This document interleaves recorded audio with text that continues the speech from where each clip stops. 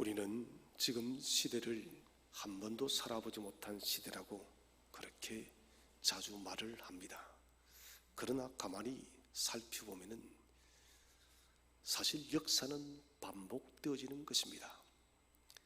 이미 이전에 우리보다 먼저 살아간 역사의 사람들은 이런 비슷한 시대를 또한 그들도 겪었다는 것입니다. 왜 역사는 수많은 문제 속에서 반복하는 것일까요? 그것은 다른 것이 아니라 하나님과 사람과의 관계의 문제입니다. 하나님과 사람과의 관계가 샬롬의 평화의 관계 속에서도 관계를 회복했지만 여전히 사람들은 하나님을 배역하고 돌아서기 때문에 우리는 역사 속에서 많은 고통과 아픔과 괴로운 시간을 보내고 있습니다. 오늘 우리가 만나는 사사시대의 기드온 시대, 기드온 시대는 하나님께서 미디안 사람을 통해서 이스라엘을 징계했습니다. 이 미디안 사람들은 아라비아 동편 지역에 거주한 베두인 유목 사람들입니다. 이 사람들은 약탈의 달인이 됐습니다. 아주 잔인한 사람들이었고, 이 사람들이 한번 약탈하게 되어지면 아무것도 남기지 않는다 해서 메뚜기 떼와 같은 사람이라고 했습니다. 자, 하나님께서 왜 이스라엘 당신의 자녀들을 이렇게 잔인한 사람들을 통해서 이스라엘을 징계하고 고통스럽게 했을까요? 그것은 다른 것이 아니라 하나님을 배역했기 때문에 그렇습니다. 하나님을 떠났기 때문에, 하나님을 돌아섰기 때문에 하나님은 미디안 사람들을 통해서 이들을 고통스럽게 심판했던 것입니다. 오늘 본문 읽지는 않았지만 6절에 하나님께서는 이스라엘의 고통 소리를 들으시고 하나님의 사람 기드온을 세우게 되십니다. 우리의 삶에서 오늘 우리가 생각해야 될 것은 기드온을 닮아가기 위해서 우리가 깊이 한번 생각을 해봐야 됩니다. 하나님께서 기드온을 통해서 이스라엘을 건졌다는 것입니다. 자, 하나님께서 기드온을 통해서 이스라엘에 건진 이 사건을 통해서 우리가 고민해야 될 것은 왜 지금 우리는 이런 고난의 시대를 살아가고 있는가? 가장 피부적으로 느끼는 것은 코로나의 시대를 지금 근 1년 8개월, 2년 가까운 시간을 겪고 있고 수많은 자연재해와 전쟁과 아픔과 수많은 상처와 고난의 시대를 겪고 있다는 것입니다. 우리는 이런 시대를 깊이 성찰해야 됩니다. 하나님께서는 이런 문제 많은 시대와 사회와 역사를 해결하기를 원하십니다. 사사시대에 기드온을 통해서 하나님께서 그 역사의 문제를 만졌듯이 동일하게 이 시대도 기드온과 같은 하나님의 사람, 교회를 통해서 이 시대의 아픔을, 이 시대의 문제를 해결하기를 원하고 있다는 것입니다. 그래서 우리는 오늘 본문을 통해서 기드온의 이 역사를 깊이 통찰해야 됩니다. 첫 번째로 우리가 생각할 것은 기드온은 어떤 사람인가요? 첫 번째로 기드온은 평화를 열망한 사람입니다. 자, 우리 오늘 본문 24절 마지막 절에 보시면은 기드온이 여호와를 위하여 거기서 제단을 쌓고 그것을 여호와 샬롬이라 했더라. 기드온은 늘 하나님의 평강을 소망한 사람이에요. 자신이 하나님을 처음 만나서 그 하나님 앞에 제단을 쌓고 그 제단의 이름을 여호와 샬롬이라고 한 것은 그 마음속에 언제나 평강을 갈망한 것이에요. 하나님과 사람 간의 평강, 그리고 사람과 사람 간의 샬롬을 늘 기대하고 소망했다는 것입니다. 기드온은 미디안의 이 침략을 통해서 오랫동안 자신의 친구와 이웃과 자신이 사는 이 동네에 전쟁으로 처참하게 살아가는 이스라엘의 모습을 보았습니다. 북쪽 이스라엘 골짜기는 하나님의 초원이라고 불렸어요. 비옥한 초원이 미디안에 의해서 짓밟힐 때 기드온의 마음은 아주 쓰라렸습니다. 그리고 자기 나라가 미디안에 의해서 곳곳이 밟힐 때마다, 사람들이 죽어갈 때마다, 자신들의 땅이 침략을 당하고 곡식이 약탈당할 때마다 기드온은 아주 고통스러웠다는 것입니다. 그래서 기드온은 늘 기도했습니다. 하나님이여, 이 고통 많은 땅에 당신의 샬롬을 주옵소서. 사랑하는 성도 여러분, 기도하시기 바랍니다. 우리는 이 땅을 바라보면서, 우리가 살아가는 세상을 바라보면서 하나님의 평화가 우리가 살아가는 이 민족과 역사와 세계 속에 임하기를 기도하시기를 바랍니다. 샬롬이 있어야 돼요. 샬롬이 없으면 우리는 고통의 시대를 살아갈 수밖에 없었다는 것입니다. 전쟁의 공포와 두려움이 기드온의 고향 아비에셀에 있는 농작지에도 미쳤던 것입니다.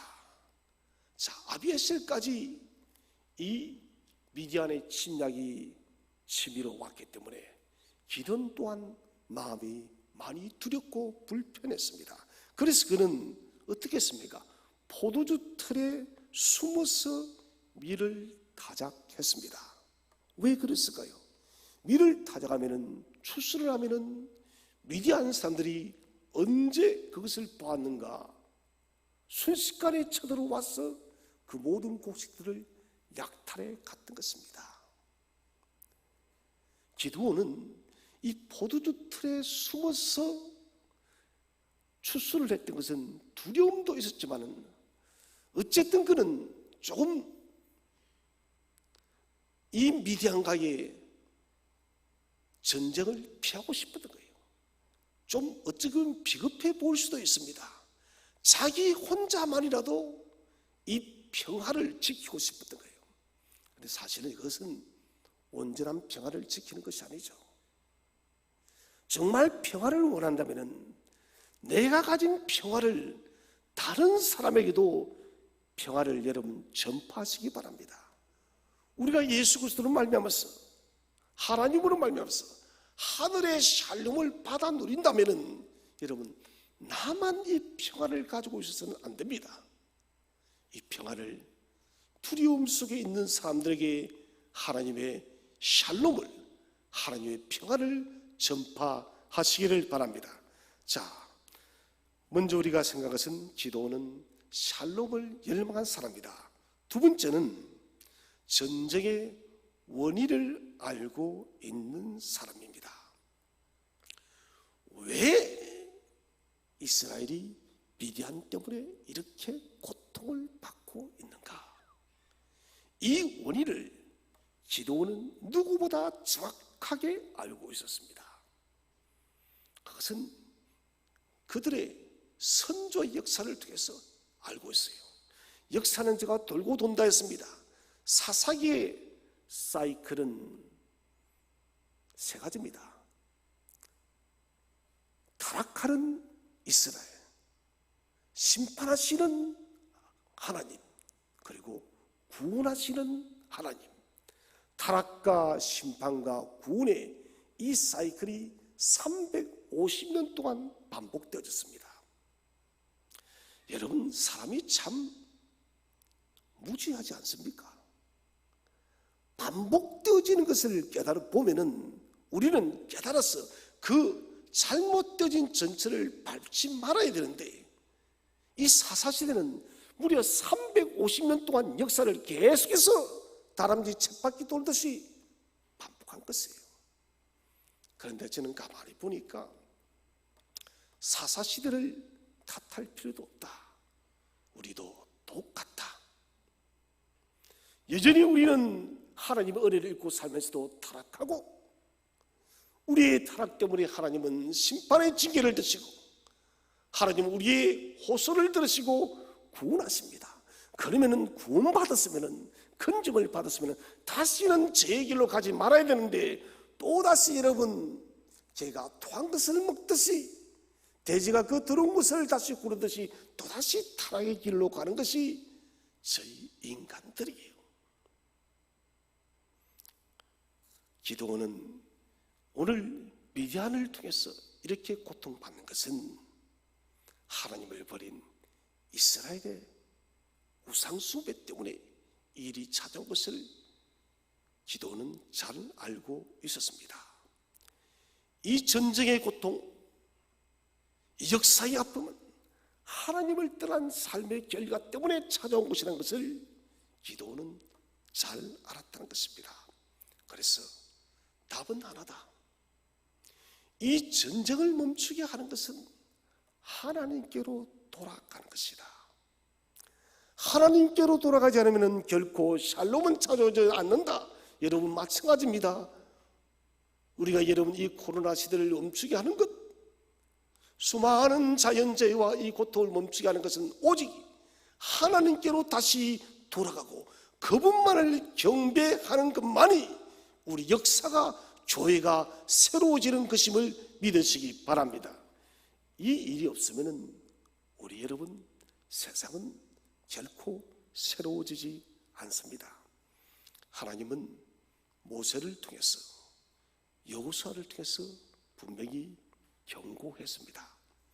너희는 가나안 땅에 들어가면은 우상을 섬기지 말아라. 가나안 문화와 한 통속이 되지 말아라.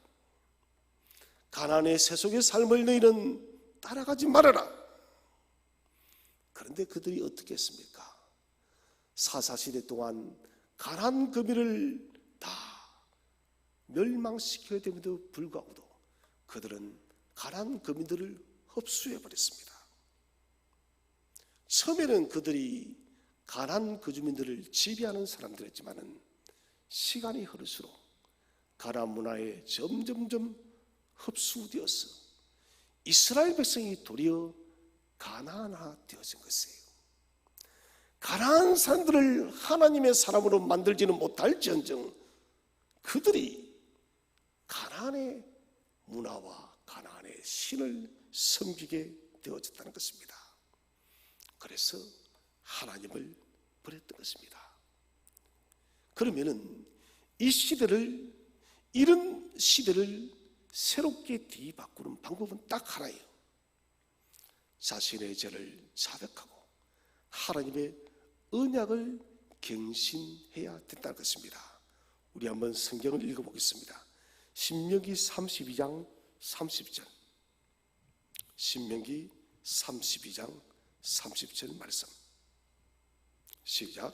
그들의 반석이 그들을 팔지 아니하였고 여호와께서 그들을 내주지 아니하셨더라면 어찌 하나가 천을 쫓으며 둘이 만을 도망하게 하였으리요. 자, 여러분 잘 보십시오. 그들의 반석이 그들을 팔지 아니하였고 여호와께서 그들을 내주지 않았다면 그들의 반석이 누굽니까? 하나님이십니다. 여호와께서 이스라엘을 내어준다. 심판 앞에, 심판의 현장에 이스라엘, 하나님의 선민들을 내어두었다는 것입니다. 여러분 이 말은 무슨 말입니까? 이 시대에 여러분 교회의 성도들이 고통을 받고 고난을 받고 어려움을 겪는 것은 하나님이 여러분 교회를 그렇게 내어두었다는 것입니다. 무엇 때문에? 우리가 무언가 잘못 살고 있기 때문에, 우리가 무언가 하나님 앞에 범죄했기 때문에 하나님이 우리를 여러분 세상의 이 고통의 현장에 내어두었다는 것입니다. 이럴 때 여러분 어떤 일이 벌어질까요? 하나가 천을 쫓으며 둘이 만을 도망하게 하리라. 무슨 말입니까? 이방 사람 한 명이 하나님의 백성 1000명을 무찌른다는 것이에요. 이방 사람 2명이 여러분 하나님의 백성 10,000명을 이긴다는 거예요. 여러분, 이 무슨 일이에요? 히스기야 시대는 히스기야가 기도했더니 하나님께서 아수리의 18만 5천 명을 하나님의 손이 들어서 그들을 하루아침에 진멸해 버렸습니다. 이 일이 거꾸로 되진 것이에요. 하나님의 백성이 여러분 세상을 이기지는 못할지언정 이 세상에 여러분 세상 사람이 세상의 방식이 하나님의 사람들을 완전히 압도한다는 것입니다. 그래서 이방의 한 명이 1000명의 선민을 이기고 이방의 2명이 하나님의 백성 10,000명을 이기는 이 이해할 수 없는 일이 지금 벌어진 것이에요. 지금 우리 한국 교회는 심각한 위험 속에 도출되어져 있습니다. 정말 신명기 32장 30절 말씀대로 교회가 세상 앞에 완전히 역전되어져 버렸어요. 그리스도인이 참된 빛을 바라지 못하고 있고 그리스도인이 세상을 압도하지 못합니다. 도리어 교회가 세상에 눌려서 마치 여러분 프레스 기기처럼 프레스 기기에 끼인 어떤 물건처럼 꽉 조여서 교회가 지금 조롱을 당하는 시대 속에 살고 있다. 신명기 32장 30절의 예언이 기도원 시대에 그대로 이루어진 것입니다. 지금 미디안의 사람들이 이스라엘 사람들을 밥 먹듯이 먹고 있는 것이에요.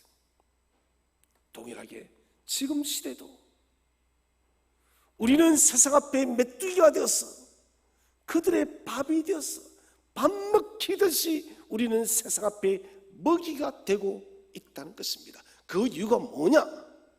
하나님을 우리가 떠나 있기 때문에. 아, 목사님 저는 하나님을 떠나지 아니했는데 이런 거나 가만히 정말 한번 깊이 우리의 믿음을 돌아보십시오. 정말 우리가 하나님과 깊은 교제의 관계 속에서 매일매일 주님과 동행하는 삶을 살고 있는지요? 여러분 교회가 살아있다면 저와 여러분이 살아있다면 여러분 우리는 세상을 바꿀 수가 있습니다. 그런데 교회가 능력을 상실해 버렸습니다. 우리가 능력을 상실해 버렸기 때문에 우리는 세상에 짓눌려 살아간다는 것입니다. 사실 여러분 오늘 이 말씀을 들을 때 성령으로 충만한 사람은 다시 한 번 더 다시 한 번 더 뜨거워지시고 믿음이 추락되어서 낙심돼서 바닥 속에 있는 사람은 다시 한 번 일어나시기를 바랍니다. 여러분 하나님을 다시 찾으면 되는 거예요. 하나님만 찾으면 됩니다.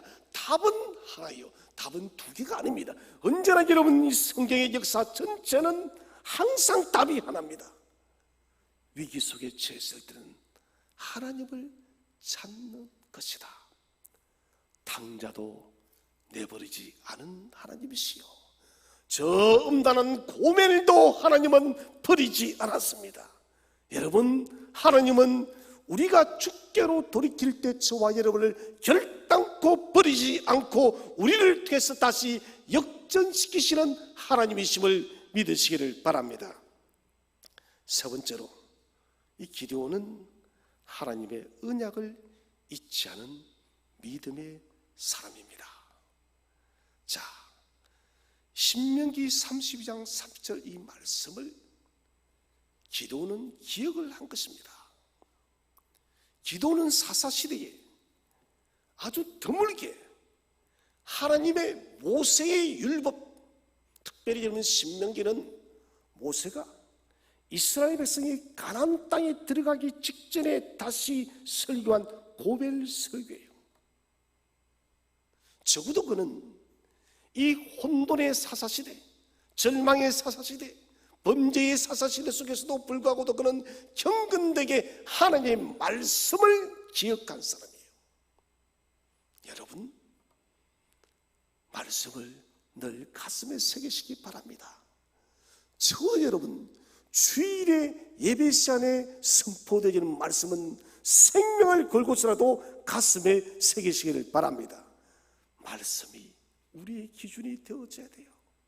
기도원이 일어날 수 있었던 것도 이 언약의 말씀을 잊지 않았기 때문에, 그래 우리가 여호와께 돌아가면 하나님이 우리를 건져서, 우리가 무기를 많이 가지면, 우리가 군사가 많으면, 우리가 전쟁을 잘 준비하면 미디안을 이기는 것이 아니라는 것입니다. 우리가 아무리 모든 것을 다 완벽하게 준비한다 해도 하나님께로 돌아가지 않으면 시대는 소망이 없다는 것. 여러분, 우리나라는 정말 대단한 나라입니다. 메가더 장군이 그러했더군요. 6.25 동란이 끝나고 난 뒤에 100년 뒤에 이 나라가 일어난다면 그것은 기적일 것이다. 프랑스의 유명한 한 잡지는 우리 대한민국을 말하면서 이렇게 말했습니다. 저 대한민국은 차라리 쓰레기장에서 장미꽃이 피기를 기대하는 것보다 더 어려운 나라가 대한민국이라고. 뭡니까? 소망이 없는 나라였다는 것입니다. 그런데 지금 우리는 완전히 달라진 나라입니다. 선진국이에요. 국민소득 3만 불을 넘긴 나라. 이건 여러분 엄청난 나라입니다. 원조받던 나라에서 원조하는 나라는 유일하게 대한민국밖에 없습니다. 이 놀라운 대한민국에 살면서 우리는 여러분 깊이 생각을 해야 됩니다. 이 역사 속에서 하나님께서 우리에게 말씀하시는 뜻이 대체 무엇일까? 왜 우리를 이런 그렇게 어려웠던 시대 속에서 우리를 건져주시고 교회의 놀라운 부흥과 한국교회의 부흥은 여러분 볼 수 없는 부흥 중에 하나였습니다. 그런데 왜 지금 우리는 이런 상황으로 나락으로 떨어졌는가? 그것은 다른 것이 아니라 여러분 말씀을 우리가 떠났기 때문에 지금 우리가 고통의 세월을 보내고 있다는 것입니다. 그래서 기도는 그 혼돈의 사사시대 속에서도 하나님의 말씀을 가지고 있었다. 말씀으로 돌아가면 된다. 여러분, 한국 역사가 일어나는 데 있어서 핵심적인 것이 교회가 있었음을 믿으시기 바랍니다. 여러분, 이건 일반 은총이에요. 영국의 여러분 경제적 부흥이 일어났을 때 교회가 있었습니다. 미국이 일어났을 때 교회가 있었어요. 한국이 가난해서 일어났을 때 울부짖는 교회의 눈물이 있었다는 것이에요. 지금 여러분 이 시대를 바르게 하는 것도 교회가 말씀으로 다시 돌아가야 됩니다. 교회가 말씀 앞에 다시 굳게 서고 교회가 하나님 앞에 굳게 서야 되는 거예요.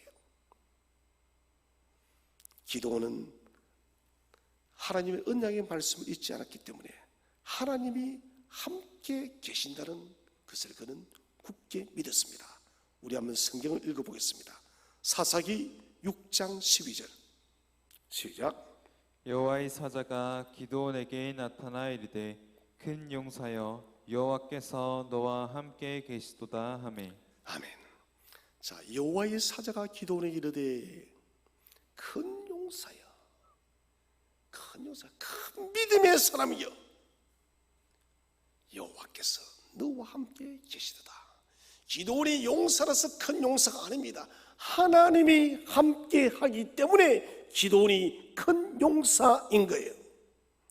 우리는 큰 용사가 아니지만 하나님이 함께하기 때문에 저와 여러분은 큰 용사임을 믿으시기 바랍니다. 너와 함께 계시도다.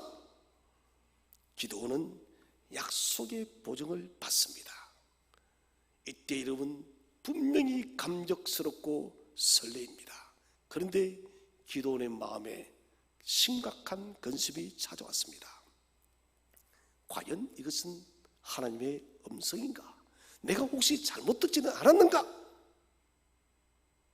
그래서 천사의 계시의 이 음성에 대해서 기도는 확인을 위한 정표를 구했습니다. 21절을 보면 고기와 무교병을 하나님께서 제사를 위해서 바위 위에 올려놓으랍니다. 그리고는 국을 그 바위에 뿌리라고 해요. 그러자 하나님의 지팡이가 그 바위를 닫자 바위에서 불이 나서 고기와 무교병을 불태워버려 국까지 완전히 태워버립니다. 예물을 다 살라버립니다. 하나님의 역사가 나타난 거예요. 그리고 6장 37절에서는 두 분의 양털 증거를 보여달랍니다. 하나님,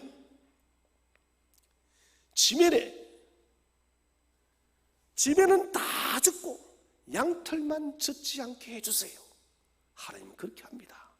기도는 또 구합니다. 하나님, 양털만 젖지 말고 지면은 땅은 다 젖게 해주세요. 반대의 징표를 구합니다. 하나님은 또 그대로 하십니다. 기도원의 이 행동은 불신이라기보다는 신중한 그의 성격입니다. 자, 이것은 영적인 진실을 발견하기 위해서 그가 취한 조처입니다. 여러분, 어떤 성도들 보면은 갑자기 뭔 생각이 떠올라도 이거 하나님의 뜻이라고.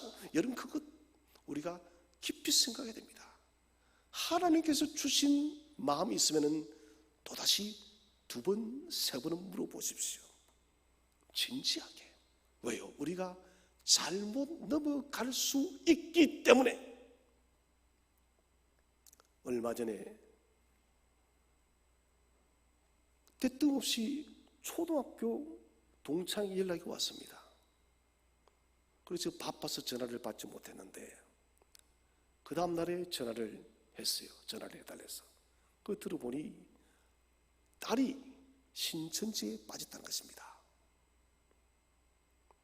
그리고 그런 말을 하더래요. 어머니 걱정하지 마세요. 신천지는 진리고 일반 기독교와 똑같고 세상이 폄훼하는 것과는 다른 진리의 말씀이다. 아주 확고하게 자기 딸이 그렇게 말을 하더란 것이에요. 여러분, 뭡니까? 영적인 눈이 어두워지게 되어지면 여러분, 거짓이 우리를 잡아먹는 거예요. 그래서 여러분, 영적 안테나를 높이 세우세요. 여러분, 세상 안테나는 좀 우둔해도 괜찮아요. 저는 세상 안테나는 좀 우둔해요. 잘 몰라요. 그것 좀 몰라도 여러분 사는데 불편이 없습니다. 필요하면 물어서 하면 되죠. 영적 안테나는 아주 날카롭고 민감해서 하나님의 세미한 음성을 듣기 위해서 우리가 전력을 다해야 된다는 것이에요. 성경을 한번 보겠습니다. 왜 이것이 필요한지. 예레미야 6장 14절 시작. 그들이 내 백성의 상처를 가볍게 여기면서 말하기를 평강하다 평강하다 하나 평강이 없도다. 자, 예레미야 시대는 이스라엘이 평강을 상실해 버렸습니다. 그런데 거짓 선지자가 뭐랍니까? 평강하다 평강하다.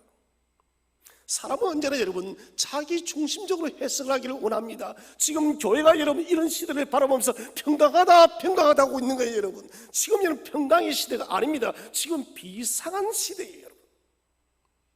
여러분, 더 뜨겁게 주님을 사랑하시기 바랍니다. 더 예배를 소중히 여기시기를 바랍니다. 더 큰 믿음을 가지시기를 바랍니다. 여러분, 지금 비상한 시대예요. 이 시대에 우리가 여러분 넘어지면은 일어나기 힘듭니다. 지금은 평강의 시대가 아니라 고난의 시대입니다. 비상한 시대예요. 어려운 시대예요. 미디안과 같은 수많은 어두움의 세력들이 지금 교회를 덮치고 있고, 여러분, 이 세상을 여러분 덮치고 있다는 것입니다. 그래서 우리는 하나님의 음성을 깊이 찾아야 됩니다. 설교를 통해서, 성경의 묵상을 통해서, 기도의 동력들을 통해서 내게 주는 말씀이 하나님의 말씀인가, 그것을 깊이 생각하라는 것이에요. 착각과 확신은 분명히 다릅니다. 면도날처럼 예리하게 구분되어집니다. 착각은 말 그대로 자신이 잘못 생각하는 것입니다. 확신은 여러분 하나님께서 주시는 것인데, 그 속에는 반드시 평강이 있음을 믿으시기 바랍니다. 여러분 기도하면서 말씀을 듣고 예배를 할 때, 뭔가를 결단할 때 그 결단에 평강이 있으면 하나님의 주시는 말씀이에요. 뭔가를 결정해도 늘 마음이 불편해요. 뭔가 불안해요. 뭔가 이러면 걸립니다. 이건 여러분 평강이 없다는 것은 잘못되어진 결정입니다. 평강이 없는 곳에 평강이 있다고 외치는 어리석은 사람이 되지 말아야 됩니다. 사랑하신 여러분, 지금 이 시대를 우리가 지금 살아가면서 하나님, 우리가 어떻게 해야 될지, 내가 어떻게 해야 될지 확실한 정표를 보여달라고 주께 간구하시기를 바랍니다. 저는 저와 여러분이 그냥 시시끌렁한 그런 그리스도인이 아니라 기도원 같은 믿음의 용사가 되기를 주의 이름으로 축원을 드립니다. 이제 둘째 주제는 사명을 확인하는 과정에서 찾아온 두려움입니다. 12절 24절에서 기도는 여호와의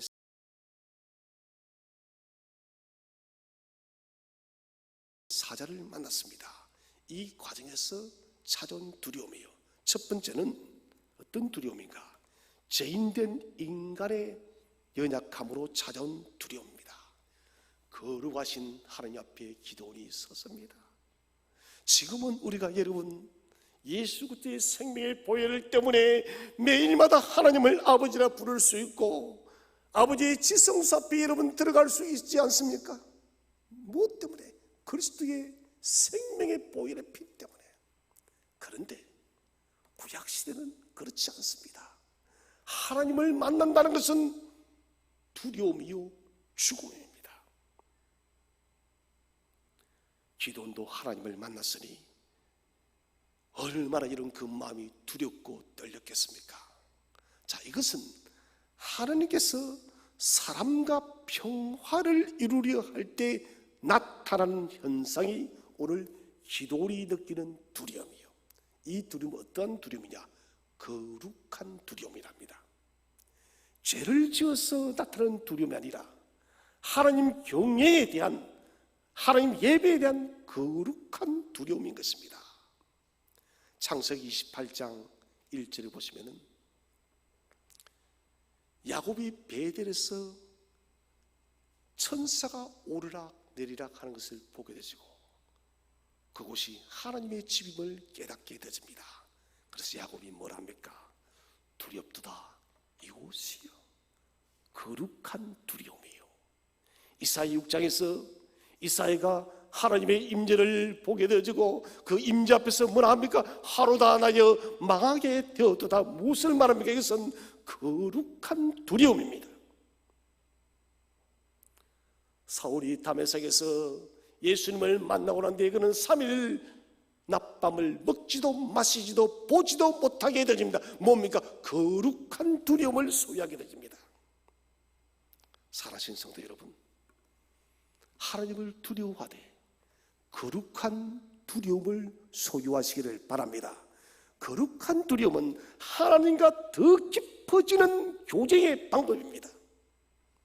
하나님의 거룩한 임재 앞에서 죄인 되어진 우리를 발견하고, 여러분, 죄인 되어진 우리가 발견되어질 때 우리는 하나님 앞에 어떻게 살아가야 될지 그 길을 찾게 되어진다는 것입니다.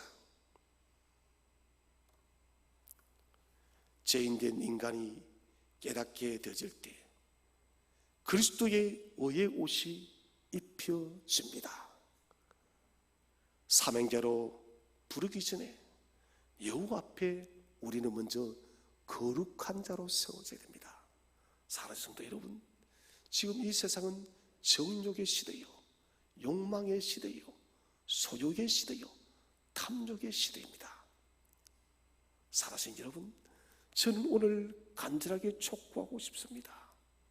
여러분, 거룩한 하나님의 자녀가 되시기를 바랍니다. 거룩해지십시오. 하나님, 나는 당신의 거룩한 자녀로 서기를 원합니다. 여호와 카도시, 거룩의 사람이 되어야 됩니다. 거룩의 사람, 정결의 사람이 되어야만 하나님이 저와 여러분에게 사명을 주신다는 거예요. 우리는 사명을 받아야 됩니다. 두 번째는 왜 이 두려움은 찾아왔는가? 기도원의 연약한 영적 상태가 부른 두려움입니다. 기도원은 분명 용기 있는 사람이었습니다. 그러나 오랜 전쟁으로 말미암아서 그도 많이 지치고 힘들었습니다. 지금 우리가 코로나 1년 넘게 이렇게 오니 얼마나 많이 지칩니까? 어저께는 3,000명이 넘는 사람이 발생했고, 이렇게 가면 4,000명도 넘는답니다. 위드 코로나를 가도 그렇게 큰 소망이 보이지는 않는 것 같아요. 많은 성도님들이, 또 많은 사람들이 지쳐 있습니다. 기도원도 반복되는 미디안의 침략과 약탈로 인해서 낙심이 되고 패배감 속에 절여 있었습니다. 그래서 기도원의 영적 상태가 침체되어져 있었다는 것입니다. 지금 분명히 하나님께서 기도원을 평화의 시대, 평강으로, 샬롬으로 이끄는 위대한 길에 서 있음에도 기도원은 두려워하고 있다는 것, 그 영적 상태가 침체되어져 있기 때문에, 여러분, 지금 우리가 정신 차려야 될 이유들이 바로 여기에 있습니다. 여러분, 환난, 고난이라는 것은 그 뒤에 반드시 하나님의 복이 준비되어 있음을 믿으시기 바랍니다. 이 코로나와 이 어려운 자연재해와 수많은 문제되는 하나님의 은혜가 숨어 있습니다. 그런데 우리가 이런 상황, 환경 문제 때문에 우리가 지쳐서 여러분 영적 기근 상태에 빠지게 되어지면 우리는 하나님의 은혜를 경험하지 못하는 거예요. 여러분, 영적인 피곤함에서 다시 힘을 내시기를 바랍니다. 성령으로 다시 충만하시기를 바랍니다. 영적 상태가 깨어있어야 될 이유가 하나님의 도움의 손길에 민감하기 위해서, 주님께서 우리를 살짝 터치만 해도 우리가 알아야 됩니다. 신앙의 민감성이, 우리 신앙의 촉수가 예민해야 된다는 것이에요. 헬루종 여인이 주님의 옷깃만 스쳤음에도 불구하고 주님은 당신의 능력이 나갔음을 알았습니다. 여러분, 주님께서 느꼈던 그 영적 민감함을 저와 여러분이 소유하시기를 바랍니다. 이게 깨어있는 영성입니다. 지금 우리에게 필요한 것은 깨어있는 영성이에요. 세 번째로 왜 두려워했는가? 직접 간증한 표징 때문에 그런 두려워했습니다. 기도는 사명 때문에 표징을 보여주셔야 했습니다. 그래서 예물의 표징에서 하나님은 바위에서 불이 나와 태워버렸고, 이것 때문에 그는 도리에도 두려워졌습니다. 여러분, 분명한 증거, 저는 3번 정도 물으면 적당하다 봅니다. 모세처럼 여러분 그렇게 길게 변명하면 하나님이 노하는 거예요. 분명한 증거가 거듭되어지면 받아들이십시오. 주 뜻대로 순종하겠습니다. 계속해서 그가 증거를 촉구하는 것이 과해지니까 도리어 여러분 두려움이 찾아온다는 것입니다. 자, 이때 하나님 뭐라 하십니까? 사사기 6장 23절. 6장 23절. 다 함께 한번 읽어보겠습니다. 시작. 여호와께서 그에게 이르시되 너는 안심하라 두려워하지 말라 죽지 아니하리라 하시니라. 아멘. 너는 안심하라 두려움 말아라 죽지 아니하리라. 누가 말씀하십니까? 지금 하나님께서 저와 여러분에게 하고 계심을 믿으시기 바랍니다. 여러분, 우리가 하나님의 사람으로 서기를 원할 때, 하나님의 사람으로 쓰임받기 원할 때 하나님 말씀하십니다. 안심하라 두려워 말아라 죽지 아니하리라. 내가 네게 준 사명이 있으니 너는 그 사명을 넉넉히 감당할 것이니 아무 두려워하지 말라고 주님은 우리에게 말씀하시는 것이에요. 예물이 타는 것을 보고 기도는 자신이 죽으리라 생각하고 집으로 갔지만 하나님은 말씀하십니다.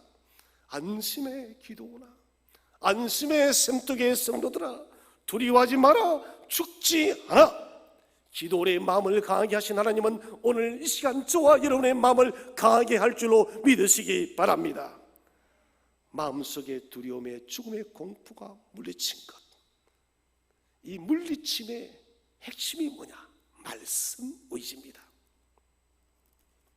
여러분, 다른 것 의지하지 마세요. 저는 우리 성도님들이 말씀만 의지하면 좋겠어요. 말씀만 의지하면 되는 거예요. 여러분, 베드로가 밤새도록 고기를 잡지 못하였어. 아침에 낙심한 마음으로 그물을 씻고 있을 때 주님이 무엇이랍니까? 베드로야, 깊은 곳에 가서 그물을 내리라. 베드로가 뭐랍니까? 주여, 내가 밤이 맞도록 아무것도 잡은 것이 없지만은 주의 말씀에 의지하여 그물을 내리리라. 여러분, 말씀에 의지하여 그물을 내리랬더니 만선의 역사가 나타난 것이 마찬가지입니다. 오늘 이 시대의 모든 공포와 두려움과 어려움을 성도들이 이기고 성도들이 소망을 주기 위해서는 말씀만을 의지하시기를 바랍니다. 약속의 메시지가 분명하면 두려워도 흔들리지 않습니다. 이 세 번째 주제는 사명자에게 베푸시는 하나님의 위로입니다. 6장 23절에서 너는 안심하라 죽지 아니하리라. 문제의 핵심을 찌르는 하나님의 말씀이에요. 가장 두려워 있는 이 기도원, 내가 하나님을 만나 배웠고 이렇게 재물이 불탈라졌으니 이제 나는 죽었다라고 생각했는데, 그러나 안심하라 기도하라. 너는 죽지 않아. 너는 해야 될 사명에 있어. 우리에게도 말씀하십니다. 안심하라 주의 성도들아, 주의 자녀들아, 너는 내가 네게 맡긴 사명이 있으니 이 사명을 감당해야 된다고 우리에게 용기를 주고 있다는 것입니다. 큰 전쟁을 준비해야 됐던 기도원의 마음에 사명의 확신이 일어났다는 것입니다. 여러분, 이 말씀은 무슨 말일까요? 안심하라 두려워 말라 죽지 않아야 한다. 이것은 전쟁에 승리한다는 거예요. 미디안을 물리치겠다는 것입니다. 여러분, 우리에게 이 말씀을 주신 것은 이 시대를 이긴다는 약속의 말씀을 확신하시기 바랍니다. 저는 교회 때문에 이 시대가 새로워지기를 소원합니다. 저는 교회 때문에 이 시대를 역전시키기를 소원합니다. 그래서 이 코로나가 지나고 어두운 장막이 그치고 난 뒤에 많은 사람들이, 세상의 사람들이 교회로 인해서 우리가 이 코로나도 역전시켰고 소망 없던 세상이 다시 소망을 갖게 되었다는 이런 감정들이 쏟아지기를 바랍니다. 거기에 저와 여러분이 주축이 되어야 됩니다. 주님 붙잡고 떨고 있는 사람에게 주님은 담대하라고 말씀하십니다. 하나님은 사명을 주실 때 반드시 평강의 위로의 말씀을 주십니다. 저와 여러분도 마찬가지입니다. 우리가 홀로 어디로 가야 될지 모를 때 하나님은 사람을 붙여줄 줄로 믿으시기를 바랍니다. 모세에게 아론을 붙여줬고 다윗에게 그의 사랑하는 친구를 붙여주었고, 바울에게 디모데와 누가와 실라를 붙여주었고, 하나님은 가는 곳곳마다 여러분 사람을 붙여주어서 우리가 여러분 감당할 수 있는 힘과 용기를 줍니다. 그래서 이 세상에서 외롭지 않게 하는 거예요. 마지막 네 번째 주제는 사명 확신을 통한 기도원의 전쟁입니다. 이제 기도원은 행동합니다. 미디안 전쟁을 수행하기 이전에 먼저 우상부터 찍어냅니다. 제일 먼저 한 일이 자기 아버지 집에 가서 아세라상을 찍어버리고 바알제단을 다 부숴버립니다. 그리고는 바알제단을 허물어버리고 톱과 도끼로 다 잘라버리고 제단을 쌓습니다. 제단을 쌓은 후 자기 아버지의 수소를 잡아서 희생 제물로 드립니다. 이때 여러분 불쏘시개를 무엇을 사용하느냐? 신상의 나무를 불쏘시개로 사용합니다. 용감한 지도자 기도원의 소리가 들려옵니다. 주께서 안심하라, 두려워하지 말아라, 죽지 아니하리라. 이 말씀이 여러분 기도원의 마음을 울렸더니 기도원이 그의 집에서부터 우상을 제거한 거예요. 여러분 오늘 너는 안심하라, 두려워하지 마라, 죽지 아니하리라. 이 말씀이 저와 여러분의 심령속에 울려 퍼지시기를 바랍니다. 여러분 그리하여서 기도원이 자기 집에 있던 우상을 제일 먼저 제거했던 것처럼 먼저 내 속에서 제거해야 될 하나님이 가장 미워하고 싫어하는 것들을 내 속에서부터 먼저 제거하시기를 바랍니다. 그리고 가정에서 제거하시고 여러분 더 나아가서 우리가 사는 세상 속에서 하나님이 미워하는 것들을 제거해야 된다는 것입니다. 용감한 지도자 기도원의 이 용기의 소리가 우리에게 들려오고 있습니다. 타는 불꽃처럼 미디안과 싸우기 위해서 모이자는 소리입니다. 하나님의 평안을 주셔서 이제 우리는 이 전쟁에서 이길 수 있다. 300명의 용사가 여러분 13만 5천 명을 이기는 역사가 벌어졌습니다. 여러분 사랑하신 센터교회의 성도들을 통해서 이 지역 사회가 새로워지는 역사가 일어나기를 소원합니다. 우리 교회를 통해서 이 지역 사회에 어둠이 다 그치고 이 시대의 고통이 사라지기를 주의 이름으로 축원을 드립니다. 하나님은 한 사람에게 부으시는 사명이 있습니다. 우리는 그 용량을 알 수가 없어요. J.B. 필립스는 말합니다. 당신의 하나님은 너무 작다. 유명한 책이죠. 이것은 무슨 말입니까? 내 인생의 크기는 내가 믿는 하나님의 크기에 따라 결정된다는 것입니다. 여러분 하나님을 크신 하나님으로 모셔드리시기를 바랍니다. 하나님을 작게 만들지 마시기 바랍니다. 하나님은 우리의 생각으로 재단할 수 없는 크고 위대하신 하나님이십니다. 어떤 가능성도 여러분 물음표를 달지 마시기 바랍니다.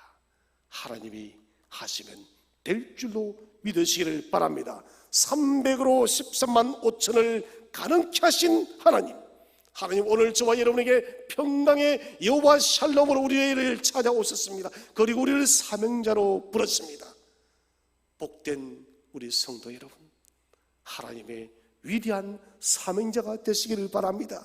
그리고 여러분 이 어두운 세상을 밝혀내고 혼돈의 세상을 새롭게 일궈내서 세상을 건지고 사람을 살리는 저와 여러분 되시기를 주의 이름으로 축원드립니다.